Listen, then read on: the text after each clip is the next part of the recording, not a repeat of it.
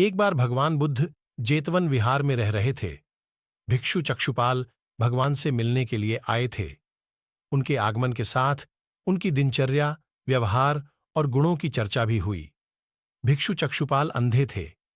एक दिन विहार के कुछ भिक्षुओं ने कुछ मरे हुए कीड़ों को चक्षुपाल की कुटी के बाहर पाया और उन्होंने चक्षुपाल की निंदा करनी शुरू कर दी कि उन्होंने इन जीवित प्राणियों की हत्या की।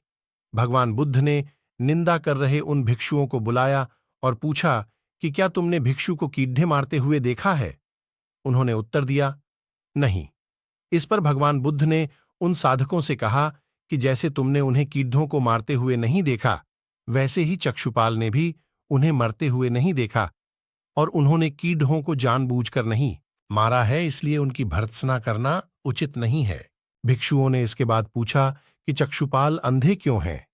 उन्होंने इस जन्म में अथवा पिछले जन्म में क्या पाप किए? भगवान बुद्ध ने चक्षुपाल के बारे में कहा कि वे पूर्व जन्म में एक चिकित्सक थे। एक अंधी स्त्री ने उनसे वादा किया था कि यदि वे उसकी आंखें ठीक कर देंगे तो वह और उसका परिवार उनके दास बन जाएंगे। स्त्री की आंखें ठीक हो गईं। उसने दासी बनने के भय से यह मानने से इनकार कर दिया।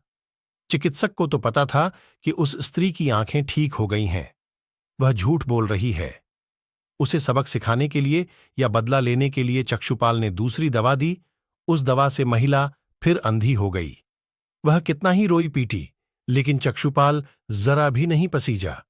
इस पाप के फलस्वरूप अगले जन्म में चिकित्सक को अंधा बनना पड़ा।